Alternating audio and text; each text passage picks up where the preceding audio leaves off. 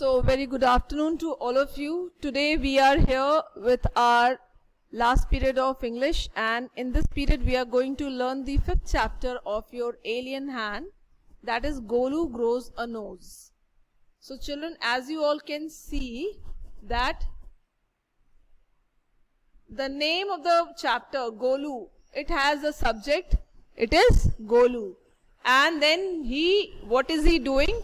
He is in the process of growing something. What is that? That thing looks like a nose. So we shall see how long does he grow his own nose, or if something else happened to Golu. Okay, so let us start. There was a time when the elephant had no trunk. Golu, a baby elephant with a bulgy nose, is full of questions. He goes to the Limpopo River to find out more about the crocodile's eating habits. As he was very much curious, can you see this pic? He looks so inquisitive, so full of curiosity. So he wanted to know that how does crocodiles actually, what is their eating habit? How do they eat? Long ago, the elephant had no trunk. He had only a bulgy nose, as big as a boot. He couldn't wiggle it from side to side, but couldn't pick up things with it. Okay, I've read couldn't. He could wiggle. He could wiggle it from side to side, but couldn't pick up things with it. There was a baby elephant named Golu. He too had no trunk, but only a bulgy nose, as small as a small boot. Golu was full of questions. He asked his tall aunt. Who is the aunt of Golu? Let's see. He asked his tall aunt, the ostrich, "Why don't you ever fly like other birds?" Then he asked his tall uncle, the giraffe, "What makes your skin so spotty?" Spotty means having so many spots, right? Like this. So he is full of questions. He wants to know everything. So he is asking his uncles and aunt. He asked his huge uncle, the hippopotamus. How many uncles? Observe how many uncles and aunts he has. So hippopotamus, he asked, "Why are your eyes always so red?" He asked his hairy uncle, the baboon, "Why do melons taste like melons?" The ostrich, the giraffe, the hippopotamus and the baboon had no answers to Golu's questions. "Golu is a naughty baby," they said. "He asks such difficult questions." Look how his uncle and his aunts are also baffled. Means they are unable to answer. That what to answer to his questions. So they find him very notorious. One day Golu met the myna bird sitting in the middle of a bush, and he asked her, "What does the crocodile have for dinner?" The myna said, "Go to the banks of the great grassy Limpopo River and find out." Golu went home. He took 100 sugar canes, 50 dozen bananas, and 25 melons. Then he said to his family, "Goodbye. I'm going to the great grassy Limpopo River. I'll find out what the crocodile has for dinner." He had never seen a crocodile and didn't know what one looked like. He met a python and asked him. Python means snake. You all can see a big python rolled over the branch like this. "Have you ever seen a crocodile? What does he look like? What does he have for dinner?" The python uncoiled himself from the branch of a tree but said nothing. Golu politely helped him to coil around the branch again and said goodbye to him too. Golu meets the crocodile face to face. Now we are going to read in the coming chapter, these 3 pointers. How he meets with the crocodile, that too face to face. He gets the python's help when he needs it most. And how Golu grows a long useful nose. Okay, now can you all observe till here and till here, the nose of Golu, does it look like long? No. No, ma'am. You should reply no, ma'am. Yes. Yes. Okay. I think in this same format, do you remember how the dog finds himself a master chapter from class 6? Yes. So that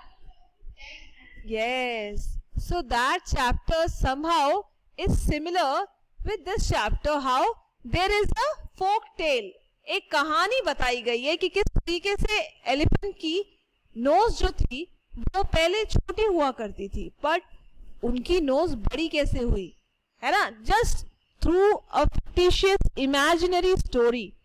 Are you able to connect these two stories? In that chapter, in that chapter too, the dog was so restless.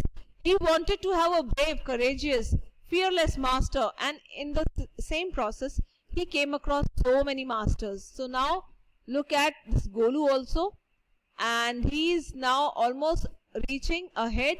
He wants to know what does the crocodile have for dinner.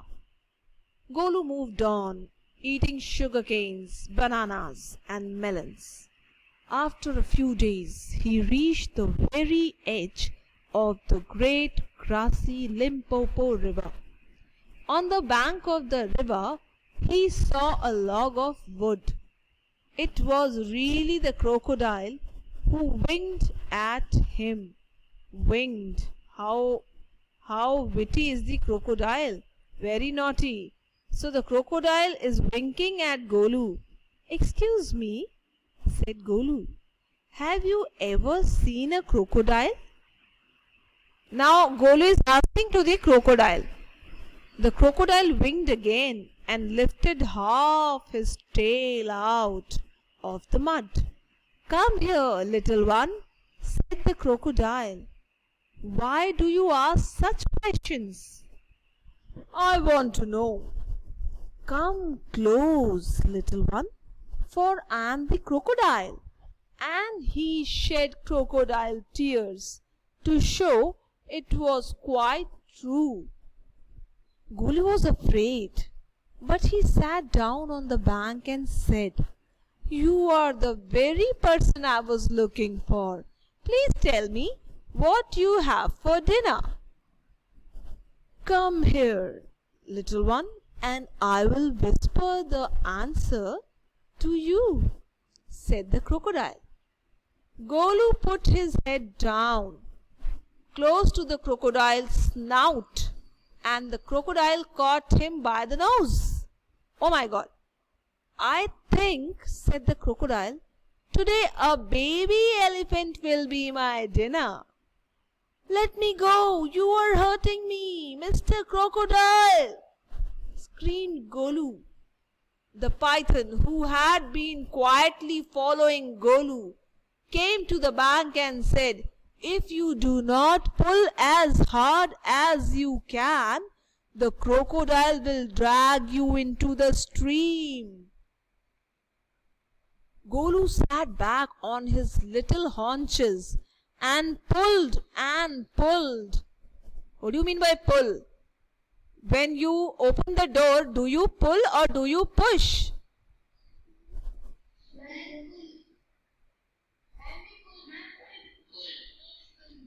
Very good. So, yeah. So in the same manner, Exactly, Bhavish. Now, the crocodile is too sitting on his, 2 feet, and he has also began this process of pulling his nose backwards. Then the python called himself round Golu's stomach and said, "Let's pull harder." Golu dug in all his 4 legs in the mud and pulled. The nose kept on stretching. At each pull, the nose grew longer and longer, and it hurt Golu. The nose was now 5 feet long. Now just imagine, while he was trying so hard with the python, his nose has grown how many feet longer? 5 feet. Right? 5. Yes. Yes. This is the unit of measurement, 5 feet. But it was free at last. After pulling and putting so much of hard efforts, Golu was totally free at last. Golu sat down with his nose wrapped up in a big banana leaf. Now his nose definitely was into the snouty mouth of crocodile, so it was definitely injured, hurt. So now Golu has wrapped up his nose in a big banana leaf and hung it in the great grass Limpopo river to cool. है ना, river में उसने उसको लटका रखा है ताकि थोड़ी सी उसकी नोज ठंडी हो जाए, as he is feeling so much of pain. At the end of the second day, a fly came and stung Golu on the shoulder. Golu lifted his long nose, which is now no more short and has converted into a big long nose. Since it is long in structure, so that's why we are now calling it trunk. Trunk. And with it, very good, and with it hit the fly dead. So what would be the case earlier? Earlier, if anything is roaming around, flying and stinging Golu, but Golu could not do anything since it was not having a larger nose. But now the scene is totally different, and he almost killed the fly with his long nose, which is now a trunk. Advantage number 1. Hissed the python. Pythons speak with a hissing sound, so hissed the python. You couldn't have done it with a small nose. Try and eat a little now. अब कुछ खाना भी खाओ थोड़ा सा. Golu put out his trunk and plucked a large bundle of grass. He dusted it against his four legs and stuffed it into his mouth.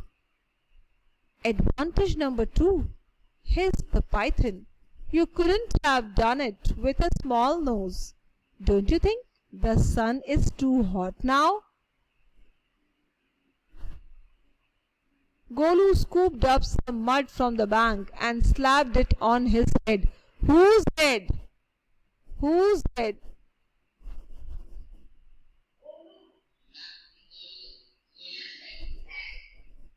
No. No. Yes, yes.